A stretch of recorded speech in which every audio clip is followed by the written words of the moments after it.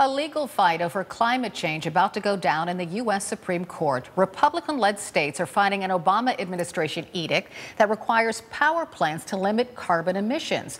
Those gases are blamed for global warming. Republicans say the president's edict is an epic power grab over something many conservatives say isn't even happening.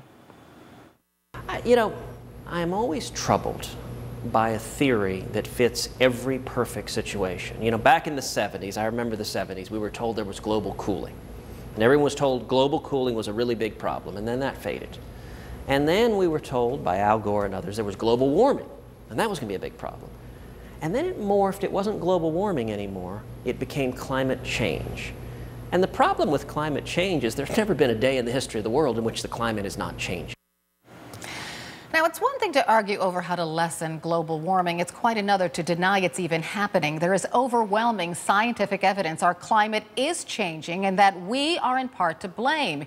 Yet some very vocal Americans, like Senator Ted Cruz, continue to debate what is surely fact. The question is why? I wrote an op-ed on CNN.com exploring that very question, and what I found was surprising. Just 42% of adults in the United States have a great deal of confidence in the scientific community, and it's easy to understand why. Most Americans can't even name a living scientist. I suspect the closest many Americans get to a living, breathing scientist is the fictional Dr. Sheldon Cooper from CBS's sitcom The Big Bang Theory. Sheldon's brilliant, condescending, and narcissistic, so whose trust would he actually inspire? With me now, Dr. Anthony Leiserowitz, the director of the Yale Project on Climate Change Communication. His group has been studying the why question for more than a decade. Welcome. Thank you, Carol. It's great to be with you. It's nice to have you here. So let's clear up one myth. Do the majority of Americans deny climate change? No, they don't. And that's a really important point. We find that about 2/3 of Americans believe that climate change is real. And in fact, we see more broadly that there are 6 very different kinds of responses to climate change in the United States. 6 different Americas, if you will. For example, we find that about 15% of Americans are alarmed about climate change. They think it's happening, it's human-caused, and a very serious problem. About 1/4 of Americans are concerned about climate change. They think it's happening and human-caused and serious, but they tend to think the impacts are going to be more distant. Then there's another 1/4 that we call the cautious. These are people who think it's happening, human-caused, actually the cautious are still confused. They are still trying to figure out, is it happening or not, human-caused or natural?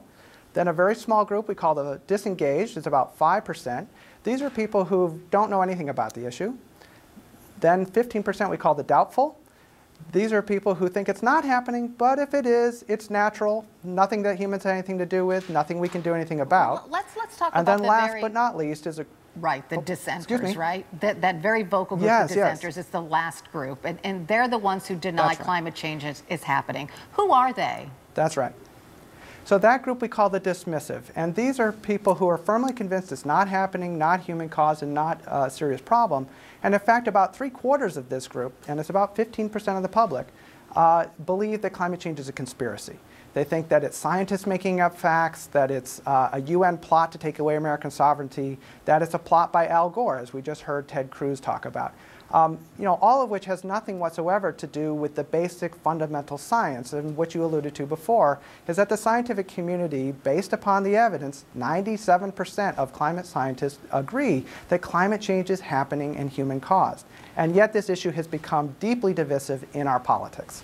Well, my research also found that those very loud climate deniers are backed by lots and lots of money. A recent study by Drexel University found that conservative foundations and others have bankrolled climate denial to the tune of $558 million between 2003 and 2010. Who are these wealthy climate deniers?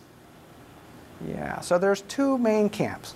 One is the obvious camp, and that is the fossil fuel producers. They're perfectly happy with the current energy system of coal and oil and natural gas because they're making more money than anybody else on the planet using and continuing to burn this old energy source. But the other is the ideological opposition, and that's what you're talking about with these conservative think tanks. They're deeply distrustful of climate change because they're afraid of the potential solutions. Climate change is not something that we can all solve through our own individual voluntary behavior. Yes, we can make a difference by turning out the lights and buying a more fuel-efficient car and saving energy. But it's only going to be a small piece of what ultimately is going to require a national and, yes, global solution to this problem. And that violates some of their fundamental distrust about government and the role of government in society. Right, because it's going to the government will have to play a role. And for small government, for people who believe in small government, that's really not something they want to see. So that's right. I could ask you solutions, but it would take too long. But thank you so much for explaining this. We really appreciate it. And if you want to read my op-ed, Why Are We Still Debating Climate Change, go to cnn.com/opinion.